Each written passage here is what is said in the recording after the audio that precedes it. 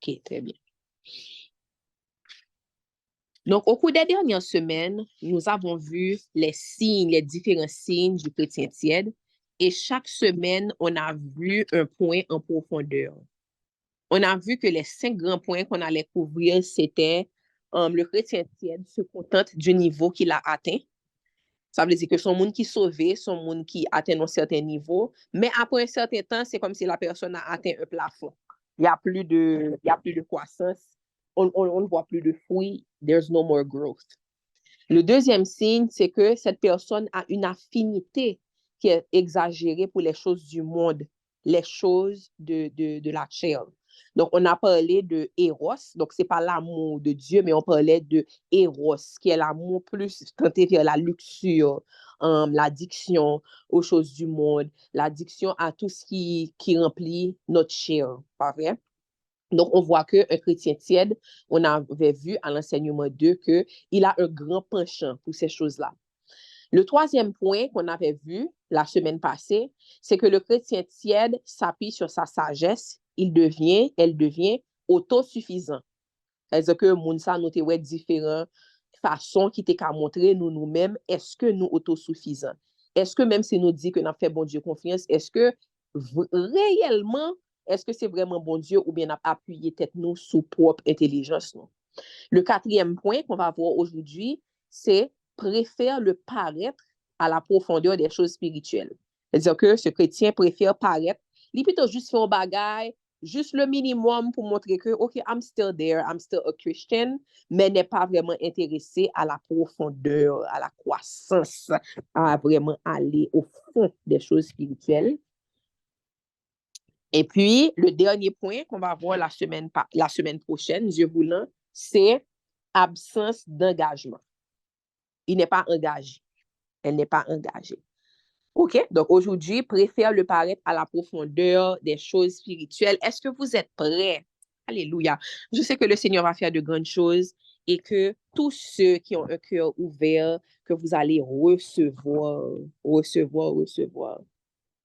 Dieu est bon, Dieu est bon, Dieu est bon. Je sens vraiment sur mon cœur que je dois vous rappeler aujourd'hui que Dieu est bon. Dieu est bon. Pas vrai? Rien n'est une surprise pour lui. Les leaders, vous êtes là. Je sais que quel que soit ce que les autres sont en train d'expérimenter cette semaine, nous-mêmes, les leaders, c'est même plus dur. Nos tests sont plus durs. Je n'ai pas encore parlé à tout le monde. J'ai déjà des reportages d'une personne de quelque chose qui est arrivé. Je n'ai pas encore parlé aux autres, mais en tout cas, quelle que soit sa communauté à traverser, quel que soit le test que bon Dieu impose, il faut nous connaître que test pas nous, li ka pidi. Mais, go rêve examen kap kalo na yon ka, yes, you have to pass the test.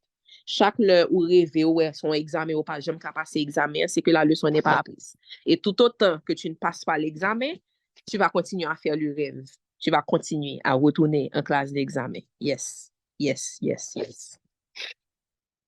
OK? Mais on sait qu'on sert un Dieu qui est bon. On sait qu'on sert un Dieu qui pourvoit à tous nos besoins. Rien n'est une surprise pour lui. Il est capable, il est capable, il est capable.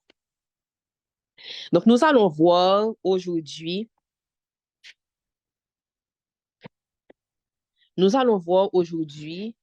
euh, qu'est-ce que ça veut dire? Qu'est-ce qui peut nous montrer que peut-être que en tant que chrétiens, nous préférons le paraître à la profondeur des choses spirituelles. Donc, comme les autres semaines, tous les points que je présente, ce sont des boussoles pour qu'on puisse regarder à nous-mêmes pour dire, est-ce que je suis un chrétien tiède? Est-ce que je m'identifie à ces points? Rappelez-vous que trouver ces points-là, ce n'est pas pour regarder aux gens qui sont autour de vous pour dire, tu connais mon ça, c'est un chrétien tiède, mais c'est même si peut-être qu'il y a des gens qui vont venir dans votre tête pour dire, waouh, cette personne-là, peut-être que je devrais encourager cette personne à se remettre sur le droit chemin.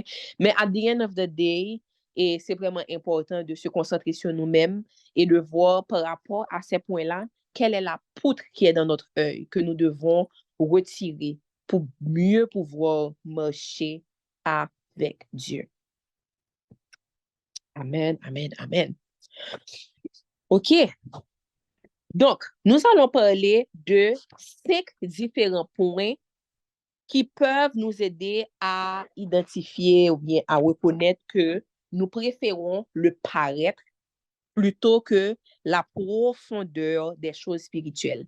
Et le point 1 que nous allons voir, c'est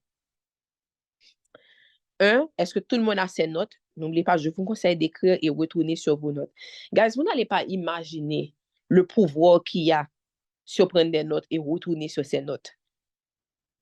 Il y a un pouvoir là-dedans inimaginable que vous ne pouvez même pas imaginer à quel point vous allez pouvoir retourner et trouver ce dont vous avez besoin à un moment donné.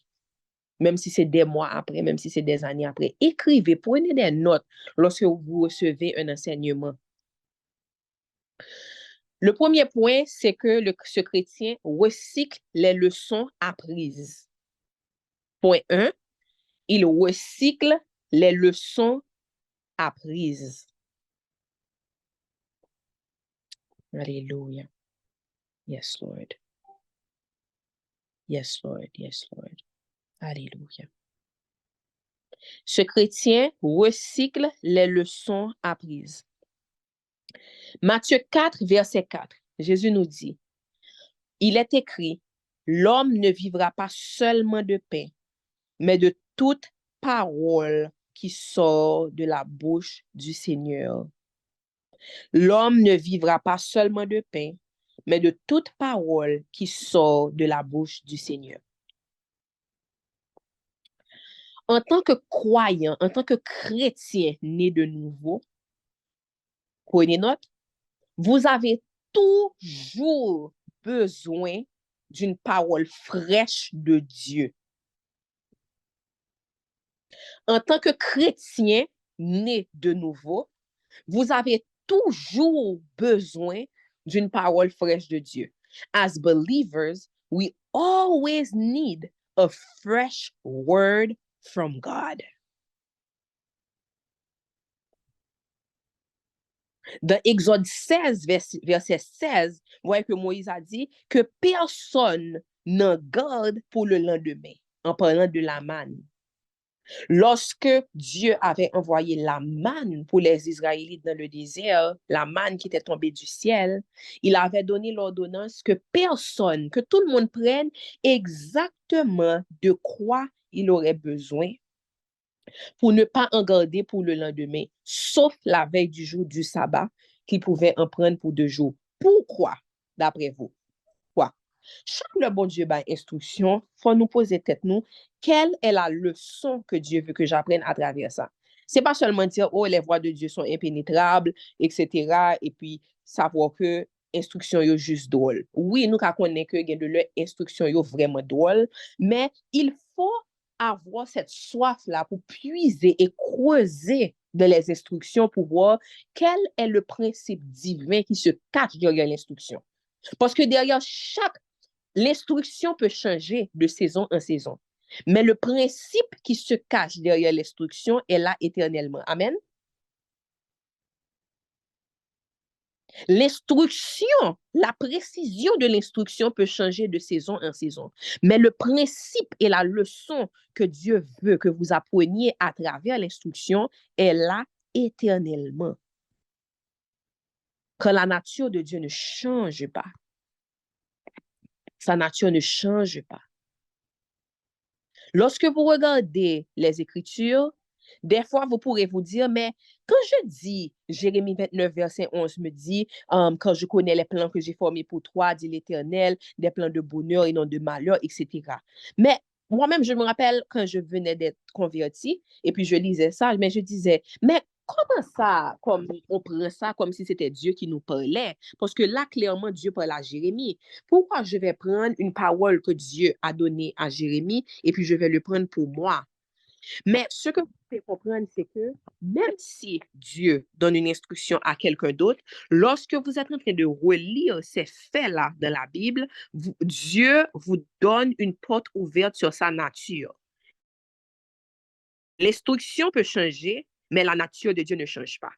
Donc, lorsque vous lisez les instructions de Dieu, les affirmations de Dieu, les promesses de Dieu, c'est pour que vous puissiez connaître sa nature, comprendre sa nature. Donc là, dans le point 1, nous parlons du rhéma. Le chrétien a toujours besoin d'une parole fraîche que le Seigneur lui donne. Vous avez entendu parler de logos et de rhéma. Le logos est différent du rhéma.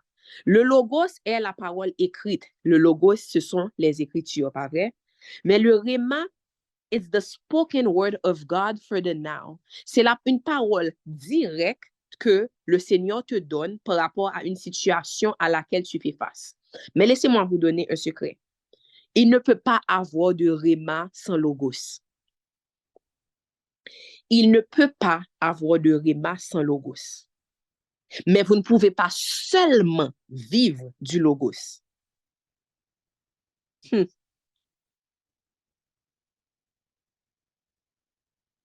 Le logos est différent du rhéma. Le logos, c'est quand tu prends ta Bible, tu vois l'écriture là, la Bible qui est là que tu es en train de lire. Les saintes écritures, c'est le logos. Mais le rhéma, le rhéma est tellement puissant, mais ne peut pas venir sans le logos. Le rhéma va venir directement être déposé dans ton cœur lorsque tu es face à une situation. Et ça va être par rapport à un logos que tu as lu, soit récemment ou il y a longtemps, que vous pas même songer référence là. Et tu es devant la situation et puis le Saint-Esprit te parle à la minute. Donc, il te donne une parole et c'est comme s'il te donne un mot prononcé pour que tu saches exactement quoi faire dans ce moment précis, dans cette saison précise, dans cette situation précise. Powerful, powerful, powerful, powerful. Mais tu ne peux pas vivre de logos seulement. Parce qu'il y a des fois où quelque chose que tu lis dans la Bible ne va pas s'appliquer à cette situation que tu vis. Pas pour dire que la parole de Dieu est faillible, c'est pas ce que je suis en train de dire. Mais je suis en train de dire que tu peux lire quelque chose dans la Bible, tu peux relater un fait, lire le fait, mais que dans cette situation-là, ce que tu as lu n'est pas ce que Dieu te demande de faire. À ce moment-là, tu as besoin de rime. Avec le logos et le rhéma, c'est la sagesse. Le rhéma te donne la sagesse pour savoir dans quelle voie tu dois marcher. Et on va lire quelques versets pour vous montrer qu'est-ce que la Bible dit. Est-ce que c'est vrai que tout le temps, j'ai besoin d'une parole fraîche de Dieu? Parce que faites-moi confiance. La manne que Dieu vous a donnée la semaine passée et même hier n'est pas la manne dont vous aurez besoin aujourd'hui. And if God needs to put you in front of a situation that brings you back to your knees for you to remember that what you heard from God last month cannot sustain you today, then be it.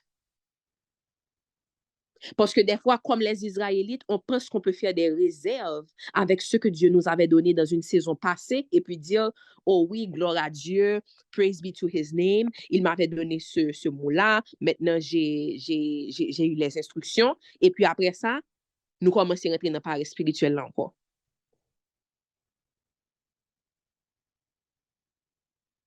Des fois, lorsque Dieu vient et qu'il prend quelque chose ou bien qu'il vous met dans une confusion totale par rapport à quelque chose, une situation où vous pensiez que, mais Seigneur, tu m'avais donné les instructions, tu m'avais montré. Des fois, c'est pas que Dieu a changé d'avis ou bien c'est pas que Dieu a changé, mais des fois, c'est que Dieu dit que, attends. Let's take a step back and do this right. Parce qu'il semble que tu pensais que le rhéma que tu avais reçu la saison passée pouvait te soutenir dans cette saison. Mais tu n'as pas pris le temps de recevoir le nouveau rhéma pour aujourd'hui.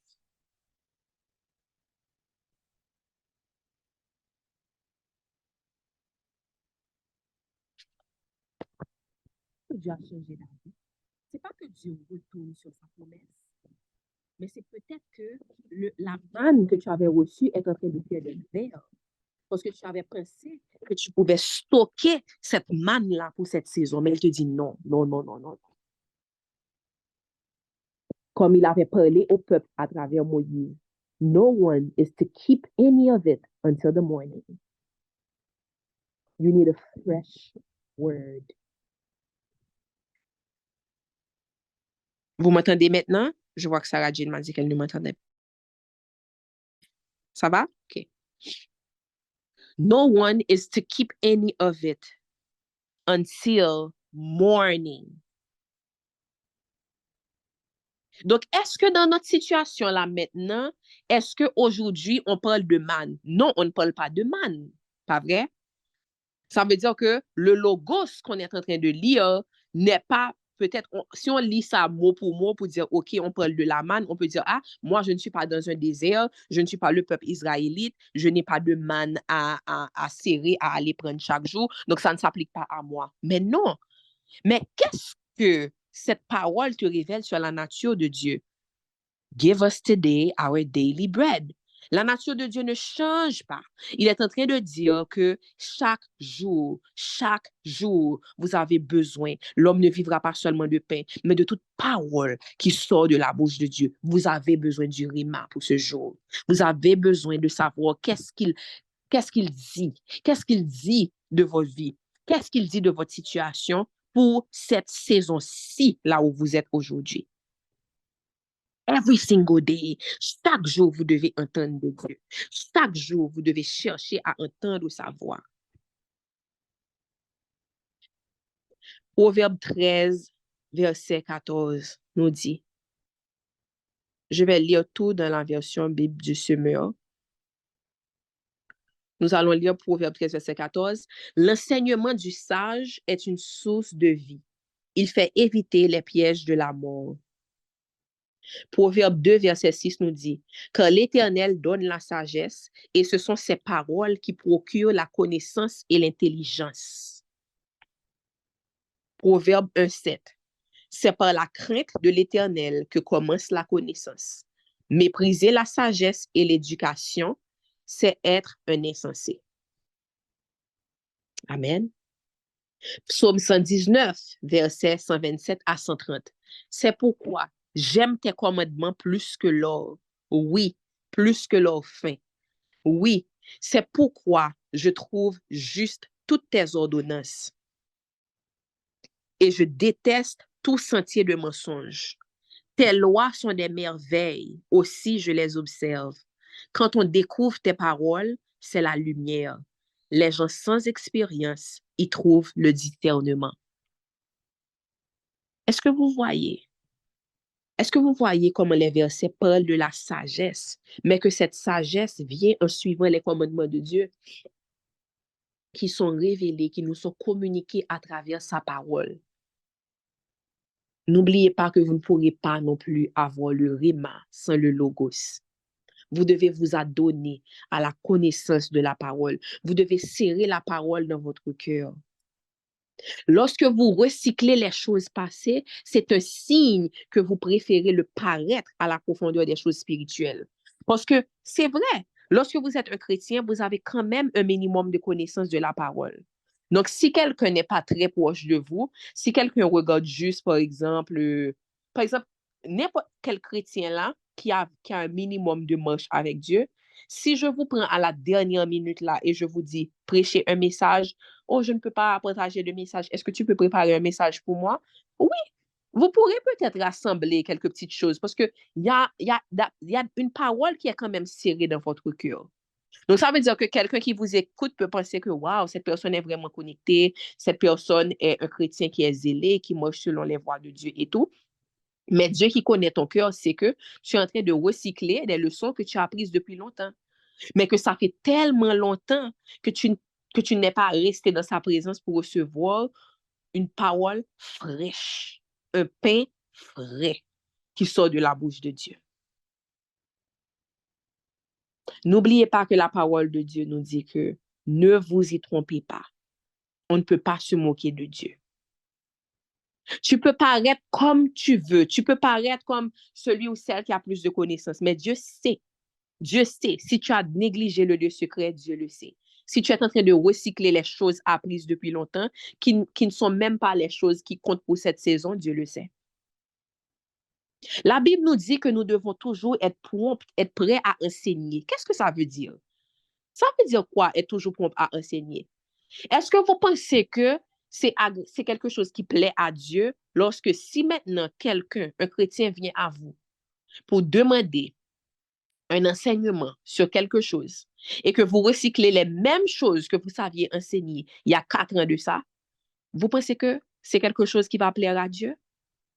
Parce que pendant toutes ces dernières années ou ces derniers mois, vous ne vous êtes pas assis dans le lieu secret pour vraiment être rempli, pour pouvoir être prêt à répondre et à être enseigné lorsque vous en aurez besoin. C'est ça, oui, un soldat qui est engagé dans l'armée dont on vous parle. Lorsque vous êtes dans l'armée de l'Éternel, un soldat qui est dans l'armée n'attend pas. Est-ce que vous allez attendre qu'on vous appelle pour aller sur le champ de bataille, pour commencer à faire des exercices, pour commencer à vous muscler, pour commencer à développer de l'endurance? Ou bien est-ce que le soldat qui est engagé, est-ce qu'il a une vie constante de préparation pour être prêt à servir au moment où on l'appellera à la charge?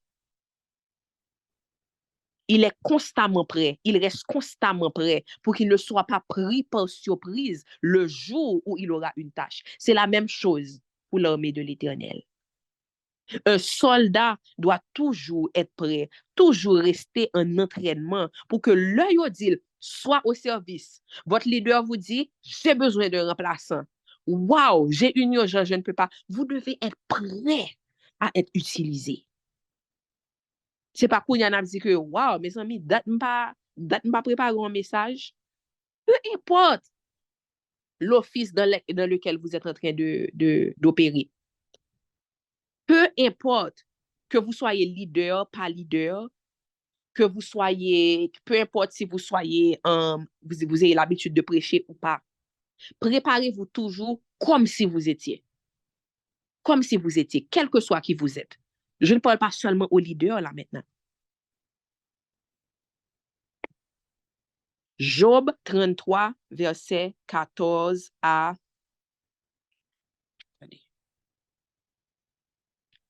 Job 33, verset 14 à 19.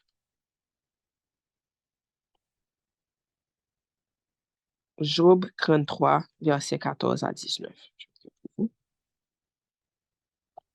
Qui nous dit que Dieu nous parle tantôt d'une manière, tantôt d'une autre. Laissez-moi prendre. Job 33, verset 14 à 19.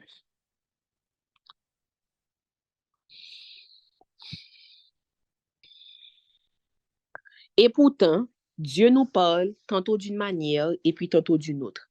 Mais l'on n'y prend pas garde. Il parle par des songes et des visions nocturnes, quand un profond sommeil accable les humains endormis sur leur couche.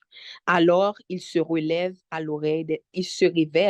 l'oreille des hommes, scellant les instructions dont il les avertit, afin d'écarter l'homme de ses agissements, de le préserver de l'orgueil. Ainsi le garde-t-il hors de la tombe, il le préserve des coups du javelot. Ou encore, il corrige l'homme par la souffrance qui le tient sur sa couche lorsque ses os s'agitent sans arrêt.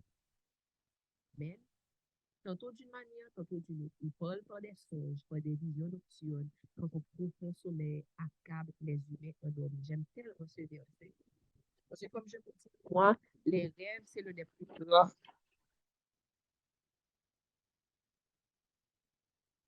Les rêves, c'est l'un des plus grands miracles. Parce que pouvoir fermer ses yeux et vraiment s'endormir, perdre le contrôle de tout et avoir Dieu vous montrer des choses, vous révéler des choses, ça, c'est pas bagaille pour nous prendre pour acquis, non? Mais même la parole de Dieu dit qu'on y prend point garde. Est-ce que vous écrivez vos rêves? Date-moi, dis-nous, chaque l'un nous rêver, kembe on ti kane, kembe on ti bagaille pour pouvoir écrire vos rêves. Est-ce que vous avez suivi cette instruction que je vous ai donnée? Parce que, guys, je vous dis, moi-même, c'est pas bagaille que m'a dit en lait, non? Ça, c'est des choses que j'ai expérimentées. Dieu me montre ces jours-ci ce qui va arriver avant que ça arrive. Ne jouez pas avec ça. pour que lorsque ces choses arrivent, qu'elles ne vous prennent pas par surprise, mais que vous puissiez dire, il me l'avait montré. Maintenant, qu'est-ce que je dois faire? Quel est le chemin dans lequel je dois marcher? Pour ne pas vivre les choses et les obstacles du monde comme le monde les vit. C'est important. Il y a quelqu'un qui me dit qu'il y a des gens qui essaient de rentrer. Non, il y a plus que 100 personnes, il n'y a pas de limite. Darlene, je crois que tu avais eu ce problème-là et la semaine dernière. Est-ce que tu peux partager le password qui avait permis à la personne de rentrer, s'il te plaît? Okay. C'est vraiment important d'écrire vos rêves. Tout ce que Dieu vous dit, un rêve, tout ce qu'il vous communique, c'est pour une raison.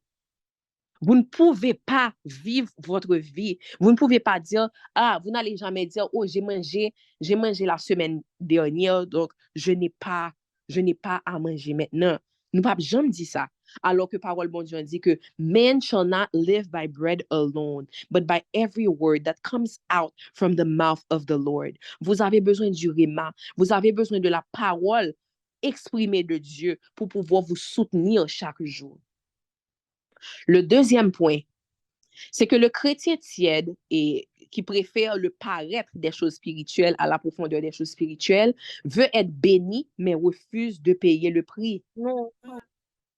Le chrétien veut les résultats, mais refuse de payer le prix. Lorsque vous voulez les résultats, et ça, il faut que chacun soit honnête avec lui-même. Posez-vous la question, est-ce que j'ai été un chrétien qui veut les résultats, mais sans payer le prix? Guys, vous savez ce qu'on appelle le counterfeit?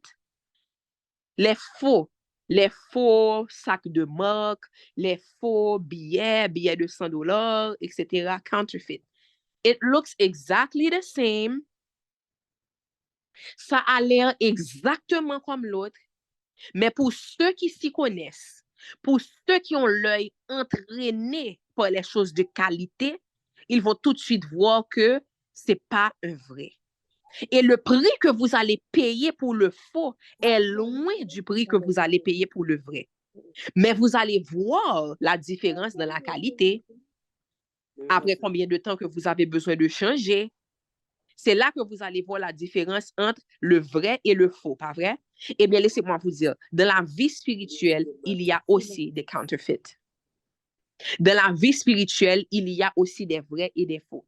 Lorsque vous obtenez une bénédiction sans payer le prix, vous devez savoir qu'il se pourrait que ça soit un counterfeit. Pourquoi? Parce que payer le prix est un principe du royaume. Pas de route pas bois ou pas qu'à bypass ou pas qu'à sauter processus-là. Ça ne veut pas dire que Dieu arrête d'être un Dieu de faveur. Ça ne veut pas dire que vous n'allez pas vivre des choses où Dieu ouvre des portes et puis personne ne comprend comment. C'est pas ça que je suis en train de dire. Mais ça va toujours refléter le prix que vous avez payé dans le lieu secret. Parce que n'oubliez pas que même le diable aussi donne des récompenses. Vous ne donnez pas à Dieu ce que vous avez. Tenez bien, oui, tenez bien. Ouvrez vos oreilles pour entendre. Vous ne donnez pas à Dieu ce que vous avez. Vous lui donnez vous-même. En sachant que tout ce que vous avez vient de lui. Peut-être que vous ne voyez pas la différence entre ces deux choses que je viens de dire. Pour mieux comprendre, on va prendre Colossiens 3, verset 17. Colossiens 3, verset 17.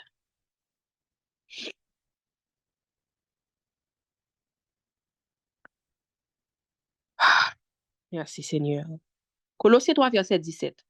Dans tout ce que vous pouvez dire ou faire, agissez au nom du Seigneur Jésus en remerciant Dieu le Père par lui.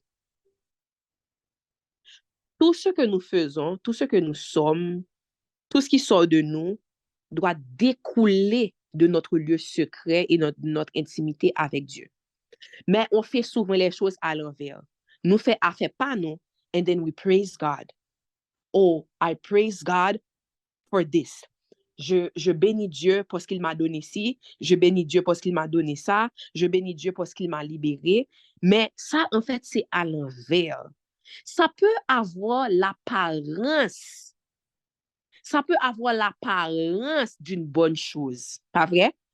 Ça peut paraître. C'est comme si vous faites quelque chose et puis ça marche. Et puis vous dites, oh merci Seigneur pour ce que.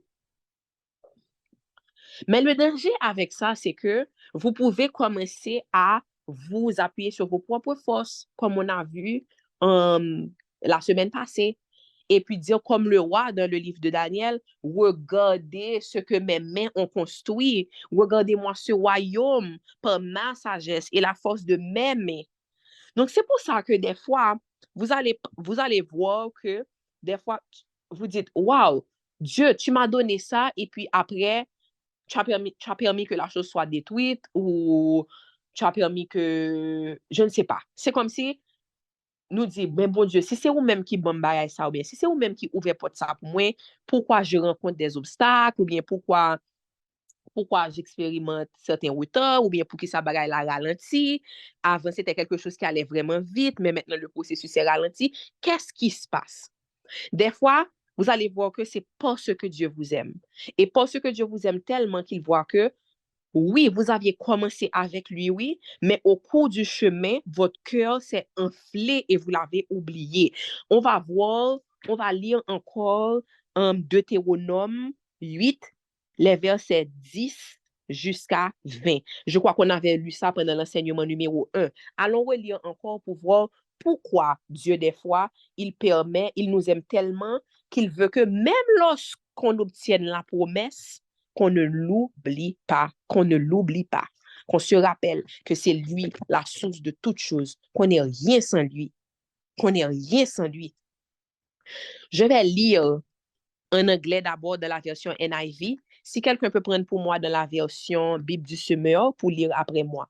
Deutéronome chapitre 8, verset 10 jusqu'à la fin. When you have eaten and are satisfied, praise the Lord your God for the good land he has given you. Be careful that you do not forget the Lord your God, failing to observe his commands, his laws, and his decrees that I am giving you this day. Otherwise, when you eat and are satisfied, when you build fine houses and settle down, and when your herds and flocks grow large, and your silver and gold increase, and all you have is multiplied, then your heart will become proud, and you will forget the Lord your God, and you will who brought you out of Egypt, out of the land of slavery.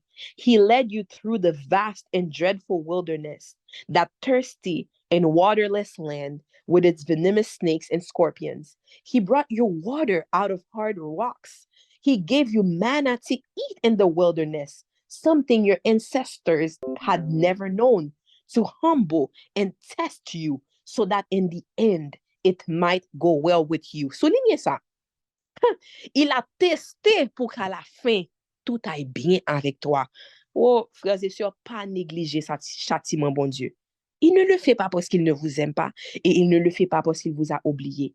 But it is so that at the end, it may go well with you. Because he knows that if he gives you all of these things while your heart is not set on him, if he gives you all of these blessings while you are still inclined to forget about him, it will not be for your good.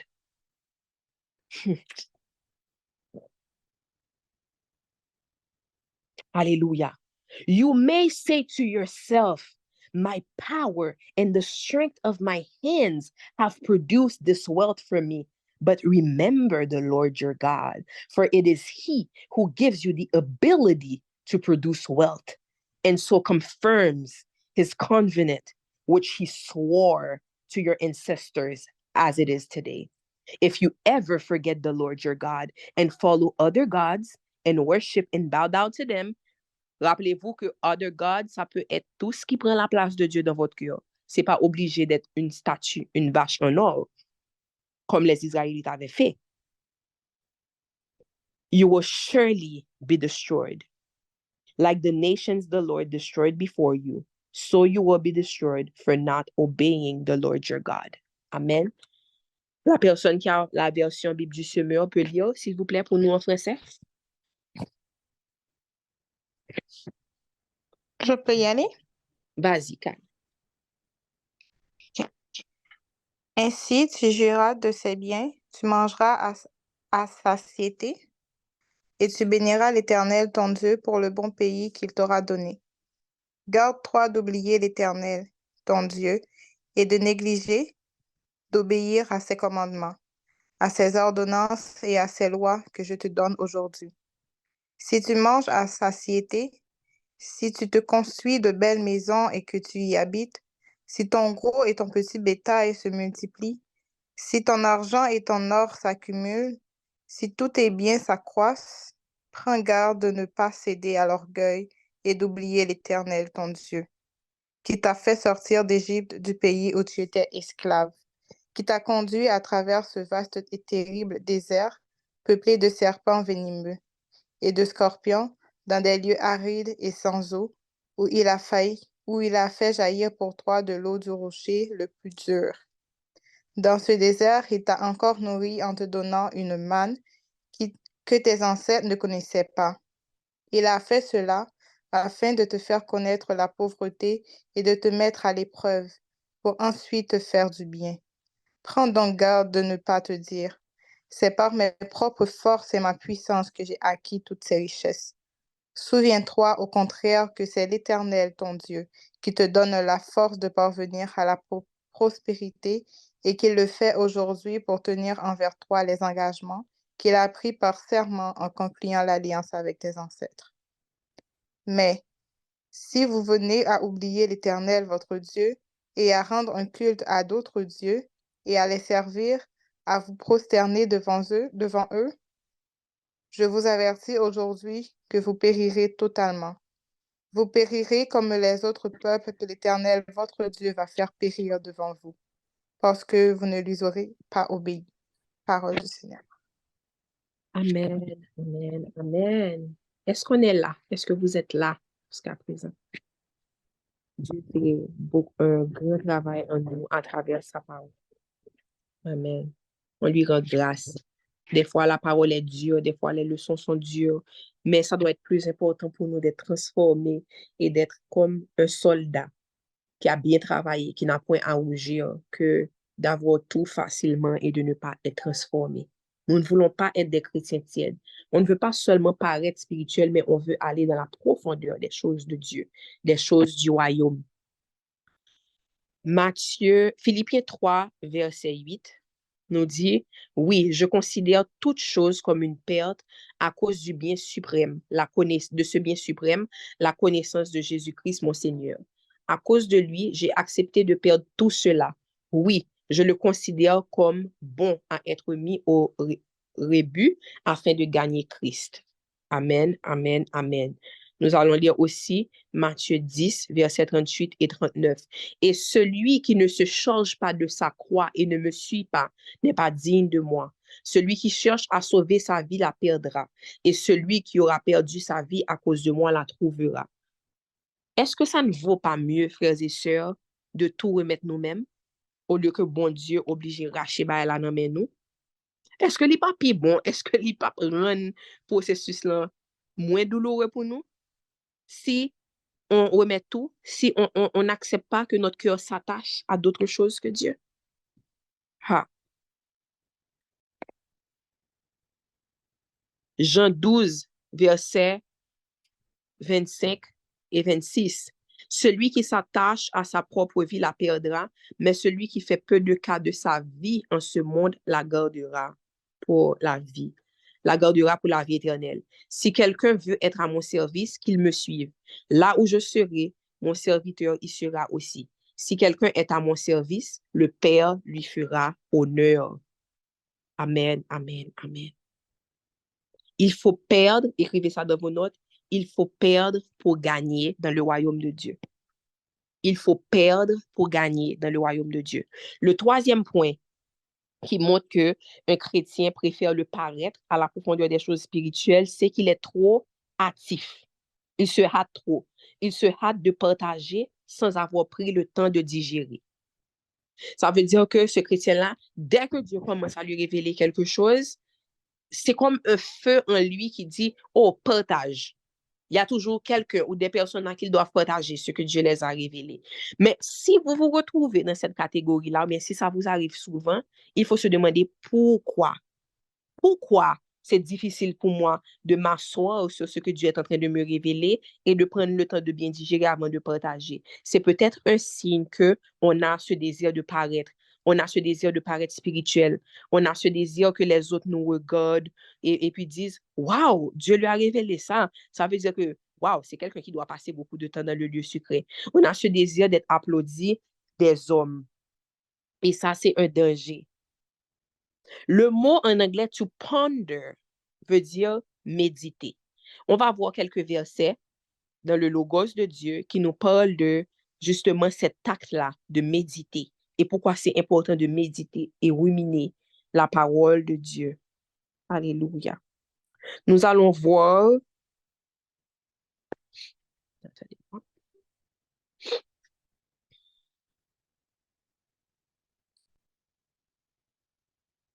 Nous allons voir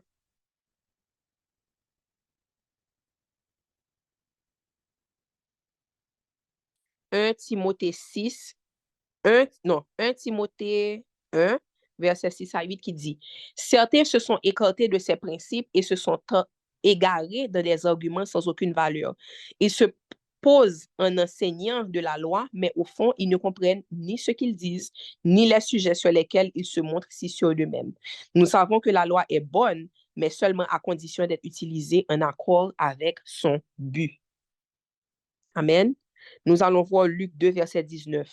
Marie, elle, conservait le souvenir de toutes ces paroles et y repensait souvent. En anglais, ça dit, she was pondering these things in her heart. Proverbe 21, verset 23. Qui surveille sa bouche et sa langue s'épargne bien des tourments. Est-ce que, frères et sœurs, vous prenez le temps de méditer le réma de Dieu dans le lieu secret avant de partager? Est-ce que vous vous hâtez? Est-ce que des fois vous vous précipitez avant le temps convenable pour partager ce que Dieu vous a dit? J'ai fait une expérience récemment. Il y avait un homme de Dieu qui m'expliquait quelque chose, mais c'est récemment que j'ai fait l'expérience. Il m'a dit que en tant que mari et femme, vous devez tout partager. Mais il y a une dimension des fois où tu arrives, où Dieu va te révéler quelque chose. Ça n'arrive pas souvent, non, c'est rare, mais il va te dire de ne même pas partager ça avec ton époux ou avec ton épouse. Et ça m'est arrivé dernièrement. C'était un soir où j'ai fait il y a certains rêves que je faisais. Et puis, c'est comme si Dieu me disait, ça, tu peux partager, ça, tu peux partager. Ça ne partage même pas. C'est pourquoi, d'après vous? Est-ce que c'est parce que Dieu vous appelle à cacher des choses à la personne avec qui vous êtes marié? Non, c'est pas ça. Mais peut-être que des fois, en ouvrant ta bouche, tu peux gâter quelque chose. En ouvrant ta bouche, tu peux empêcher une leçon ou bien un processus qui devait être appris. Tu peux gâter quelque chose en n'arrivant pas à tenir ta bouche. Il y a des choses, surtout à travers les rêves, et c'est pour ça que je vais faire une prière pour voir à la fin, tous ceux qui ont levé la main, qui ont dit que depuis la période de réveil, de consécration, vous faites beaucoup de rêves. Ne prenez pas ça à la légère lorsque Dieu vous parle en rêve. C'est tellement une forme d'intimité lorsque Dieu vous fait assez confiance pour vous montrer des choses à venir avant que ces choses n'arrivent. Wow! Il doit pouvoir aussi vous faire confiance lorsqu'il vous dit, rêve ça, ok, rêve ça, ou qu'à raconter, mais rêve ça beaucoup, rêve ça beaucoup. Garde ça pour toi, garde ça avec toi. Il y a quelque chose que je vais t'apprendre. Ou bien tu peux voir, oui, que quelque chose arrive, et puis, ou tu voyais que déjà que ça allait arriver, mais peut-être certaines fois, il te dit, ok, ne dis rien, tu n'as rien besoin de dire. Il y a un homme de Dieu qui m'a raconté quelque chose dernièrement où un frère en Christ à lui a perdu environ 100 000 dollars récemment. Bon, ça fait plusieurs mois de ça. Il est dans un trading en plus. Dans un trading, il a fait un mauvais move et puis il a perdu beaucoup d'argent. Et puis, lorsqu'il en a parlé, il a été dire ça à son père spirituel. Et puis son père spirituel a dit, oh, et qu'il avait vu ça, oui. Il avait vu ça fait quelques mois, c'est juste que il est juste pas dit ça. Mais ça peut paraître comme une négligence ou ça peut paraître comme quelque chose qui vous laisserait abasourdi. Mais c'est très important de savoir que il y a des fois où spécifiquement, Dieu va te dire, gare à toi si tu empêches à cette personne d'apprendre la leçon que je suis en train de lui apprendre. Gare à toi. Et c'est très difficile. C'est très difficile. Surtout quand ce sont des gens autour de vous que vous aimez. Des fois, vous pouvez voir quelque chose et puis vous avez envie d'aller dire, OK, si tu fais ça, tu peux éviter ça. Mais Dieu te dit non, non, non. Il y a quelque chose que cette personne doit apprendre. Ça, c'est rien. Cet argent-là, cette opportunité-là, whatever it is, ce bien matériel-là n'est rien par rapport à non seulement ce que je peux et je veux donner à cette personne, mais c'est rien aussi par rapport à la leçon que je veux que cette personne apprenne. Parce que cette personne qui n'apprend pas cette leçon et qui continue à avancer va devenir un danger. Va devenir un danger pour son ministère, pour sa famille, même pour lui-même, pour elle-même. We need to ponder on the things of God. We need to ponder, on doit méditer sur les choses de Dieu. Et ne pas se hâter à partager juste pour avoir cette apparence spirituelle. Mais nous devons vraiment tuer notre orgueil, tuer notre ego pour aller vraiment vers la profondeur, le réel. Point numéro 4. Point numéro 4. Ce chrétien n'a pas de consécration privée. Depuis ces jeunes communautaires, depuis ces consécrations communautaires, nous devons. Mais ça s'arrête là. C'est seulement lorsque quelque chose se fait en groupe que vous avez ce moment-là de consécration. Ça, c'est un signe de tiédeur. Ça, c'est un signe que peut-être que vous préférez le paraître à la profondeur réelle des choses spirituelles. Pourquoi? Il faut se poser la question. Si vous vous retrouvez dans ce point-là, pourquoi lorsque il y a un jeune en communauté où tout le monde peut voir que vous êtes sur les appels, tout le monde peut voir que vous êtes là, etc., vous prenez plaisir à dire à d'autres personnes, des frères et des sœurs en Christ, que vous êtes en train de faire un jeûne avec votre communauté, mais lorsqu'il s'agit de le faire seul, lorsqu'il s'agit de faire le jeûne entre vous et Dieu, que personne ne voit, ou bien de faire un moment de consécration, de tout mettre de côté, passer des heures dans la prière, des heures dans l'étude de la parole, tout d'un coup, ça ne peut pas se faire. Ou bien, vous commencez à vous arrêter. Pourquoi? Lorsque les prérequis pour grandir spirituellement sont seulement suivis lorsqu'ils sont faits en communauté, il y a un problème. Seulement faire les choses seul et négliger sa communauté est un problème, oui. Mais aussi, seulement faire les choses en communauté et négliger le lieu secret, c'est un problème aussi. Vous voyez? Les deux sont des problèmes. Les deux sont des problèmes. Je ne vais même pas utiliser le mot balance, Elodie. Il faut être radical. Ce n'est pas un juste milieu. Il faut être radical dans les deux sens. Il faut être radical dans les instructions de Dieu. Ce n'est même pas une question de juste milieu. Lorsque les prérequis pour grandir spirituellement sont seulement suivis, lorsqu'ils sont faits en communauté, il y a un problème. Pourquoi? Et je ne parle pas à ceux d'entre vous qui êtes en train d'écouter et que vous êtes vraiment nouveaux. Vous venez de commencer à vraiment prendre au sérieux votre marche avec Dieu. À ce moment-là, oui, vous allez voir que faire ces choses-là seulement en communauté pour le moment, c'est ce qui va vraiment vous donner un sens de direction parce que vous n'avez pas encore la connaissance, vous n'êtes vraiment pas habitué. Donc, je ne parle pas pour ces gens-là. S'il y a des gens ici qui sont en train d'écouter et qui sont vraiment nouveaux à ces choses-là, non. Continuez à rester dans la communauté. Mais je parle à vous qui êtes assez mature. Il y a un temps qui va venir où vous ne pourrez pas seulement faire ces choses-là lorsque la communauté fait. Lorsque je dis, oh, on va faire un jeûne ensemble. Mais lorsqu'Anne-Sophie nous dit, on va faire un jeûne, jamais, de par nous-mêmes, nous, que faut que nous jeûner, c'est un problème. C'est un problème. Nous allons prendre Matthieu 6 pour voir le danger de ces choses-là, de faire les choses que Dieu demande, même les choses que Dieu ordonne, mais lorsque votre cœur n'est pas pur, lorsque c'est seulement lorsque vous voulez être vu, lorsqu'il y a une certaine récompense charnelle, humaine qui vient avec. Nous allons prendre Matthieu 6.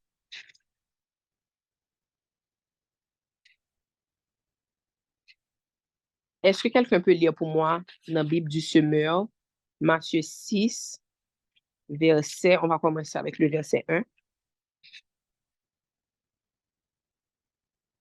Oh, oui, c'est ça. Matthieu 6, verset 1 pour commencer. Pas du verset 1. Oui, Matthieu 6, verset 1. OK. Gardez-vous d'accomplir devant les hommes pour vous faire remarquer par eux ce que vous faites pour obéir à Dieu. Sinon, vous n'aurez pas de récompense de votre Père céleste. Amen. Ainsi, oh, Ça pardon. va. Matthieu 6, toujours, verset 5 à 5 et 6. Matthieu 6, 5 et 6.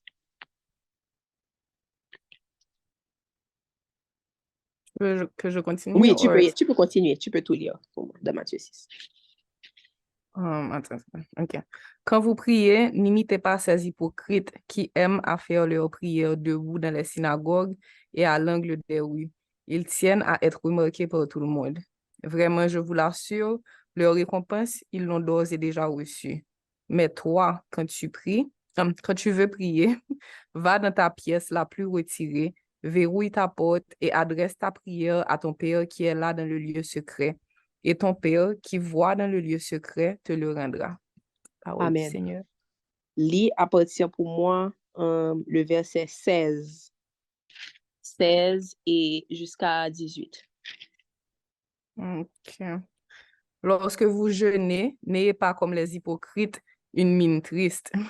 Pour bien montrer aux gens qu'ils jeûnent, ils prennent des visages défaits. Vraiment, je vous l'assure, leur récompense, ils l'ont d'ores et déjà reçue. Mais toi, quand tu jeûnes, parfume tes cheveux et lave ton visage. Je continue pour que personne ne Oui. se rende compte que tu es en train de jeûner, sauf ton Père qui est là dans le lieu secret. Amen. Donc, vous voyez, dans Matthieu 6, il y a beaucoup d'instructions et d'exhortations. Est-ce que ça veut dire que euh, vous ne devez jamais faire savoir à quelqu'un que vous jeûnez? Non.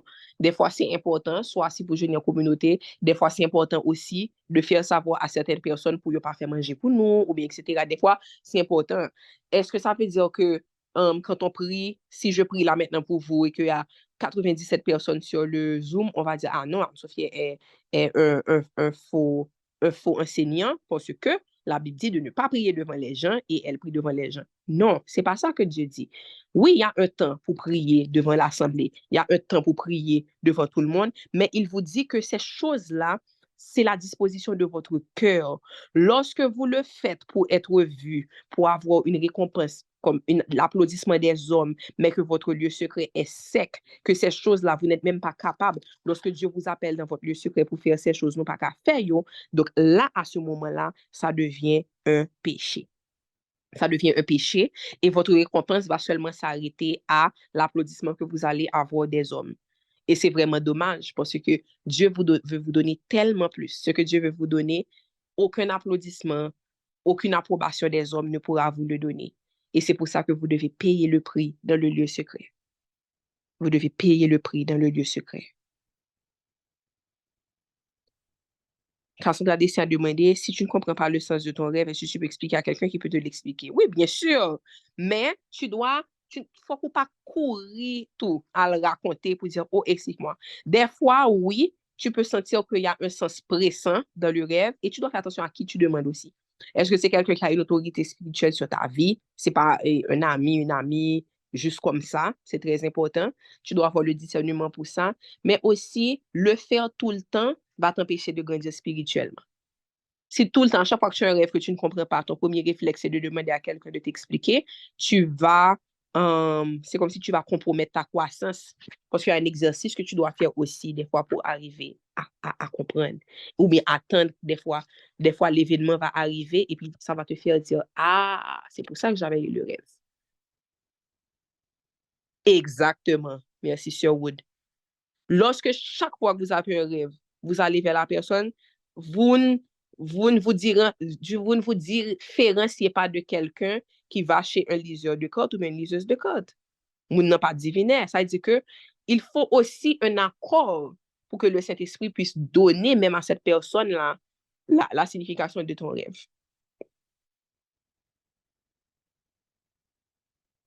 Amen. Amen. Et le dernier point, lorsque vous accumulez la connaissance sans la pratique. Accumuler la connaissance sans mettre en pratique les choses spirituelles est un signe de tiédeur et un signe que notre cœur, au fond de notre cœur, qu'on désire plus le paraître que vraiment la profondeur des choses spirituelles. Jacques 1, verset 22 à 26 nous dit, « Seulement, ne vous contentez pas d'écouter la parole, traduisez-la en acte, sans quoi vous vous tromperiez vous-même. En effet, si quelqu'un se contente d'écouter la parole sans y conformer ses actes, il ressemble à un homme qui, en s'observant dans un miroir, découvre son vrai visage. Et après s'être ainsi observé, il s'en va et oublie ce qu'il est. Voici au contraire un homme qui scrute la loi parfaite qui donne la liberté. Il lui demeure fidèlement attaché. Et au lieu de l'oublier après l'avoir entendu, il y conforme ses actes. Cet homme sera heureux de tout ce qu'il fait. Mais si quelqu'un croit être religieux alors qu'il ne sait pas tenir sa langue en bride, il s'illusionne lui-même. Sa religion ne vaut rien. Romains 12, verset 13 nous dit, Romains 2, verset 13. Car ce ne sont pas ceux qui se contentent d'écouter la lecture de la loi qui seront justes aux yeux de Dieu. Non, seuls ceux qui appliquent la loi sont considérés comme justes. Amen. Luc, verset 28. Mais Jésus répondit, heureux plutôt ceux qui écoutent la parole de Dieu et qui y obéissent. Luc 6, verset 46 à 49. Pourquoi m'appelez-vous Seigneur, Seigneur, alors que vous n'accomplissez pas ce que je vous commande? Savez-vous à qui ressemble celui qui vient à moi, qui écoute mes paroles et qui les applique? C'est ce que je vais vous montrer. Il ressemble à un homme qui a bâti une maison. Il a creusé, il est allé au profond et il a assis la fondation sur le roc. Quand le fleuve a débordé, les eaux se sont jetées avec violence contre la maison, mais elles n'ont pas pu l'ébranler parce qu'elle était construite selon les règles de l'art. Mais celui qui écoute mes paroles sans les appliquer ressemble à un homme qui a construit sa maison directement sur la terre meuble, sans fondation.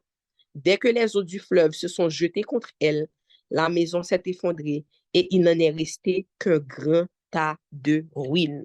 Vous allez voir souvent, il y a des chrétiens qui sont comme des étoiles filantes.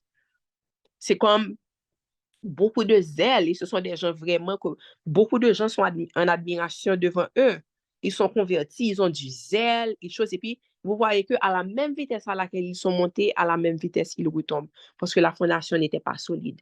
Il ne faut pas se contenter de connaître la parole, mais il faut que dans notre vie, nous traduisons ces paroles-là en actes. My sister, est-ce que tu peux reprendre le passage que tu avais lu après Romains 2, verset 13? C'est dans Luc aussi. Luc 11, verset 28. Merci. Et un dernier, Jean 13, verset 17, qui nous dit, si vous savez ces choses, vous êtes heureux à condition de les mettre en pratique. Gros parole, oui. Si vous connaissez ces choses, vous êtes heureux à condition. Ça veut dire que la connaissance vient avec une condition. C'est pas seulement s'enfler pour dire que waouh, cette personne connaît la Bible, il connaît tout, elle peut citer même toute la lignée, etc. À quoi sert la connaissance si vous ne mettez pas ces choses en pratique? Donc, le chrétien tiède qui a un cœur qui veut surtout le paraître à la profondeur, eh bien, ce chrétien-là, vous allez voir que dans sa vie, il n'y a pas vraiment de fruits. Même si cette personne connaît et peut réciter tellement de versets, il faut que ta vie soit la preuve que tu es soumis à Dieu. Amen. Donc, nous avons vu les 3 points. Qu'il recycle les leçons apprises, donc il n'y a pas de rhéma frais. Il veut être béni, mais refuse de payer le prix. Il se hâte de partager sans avoir pris le temps de digérer. 4. Se contente de pratiquer ce qui est spirituel en groupe, mais pas en privé. 5. Se gonfle de connaissances sans mettre la parole en pratique. Ce sont les 5 points pour le point 4 de chrétien tiède. OK? Je prie vraiment que cette parole puisse vous bénir, Psaume 61, verset 1. Un très beau psaume. Pardon, le psaume 63, verset 1. You, God, are my God. Earnestly I seek you. I thirst for you. My whole being longs for you in a dry and parched land where there is no water. Bakon chante ya ki di, only you can satisfy. Pour pouvoir vraiment aller vers Dieu comme la source chaque fois que vous avez soif, faut nous vraiment comprendre, faut nous vraiment croire dans cœur nous que pas gen rien dans monde ça qui ka satisfait nous. Tout est éphémère, tout peut faillir. Tout est éphémère, tout peut faillir. La seule source qui ne tarit jamais, qui ne faillit jamais, c'est Dieu. You, God, are my God. Earnestly, I seek you. I thirst for you. My whole being longs for you in a dry and parched land where there is no water. Yes, Lord. Je vais lire pour vous la prière que le Saint-Esprit nous a donnée pour cette communauté qui est dans Colossiens. Je sais qu'il y a peut-être 2 des dernières séances où on n'a pas lu, mais c'est vraiment important qu'on le fasse chaque fois. Colossiens, je vais lire en anglais, dans la version NIV. Colossiens 1, verset 9 à 14. For this reason, et ça c'est pour vous, pour la communauté. For this reason, since the day we heard about you, we have not stopped praying for you. We continually ask God to fill you with the knowledge of his will through all the wisdom and understanding that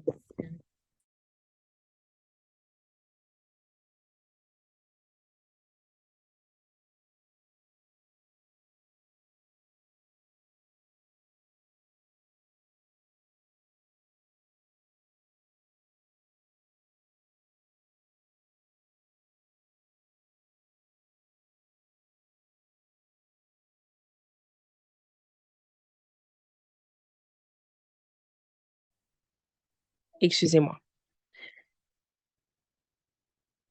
Oui.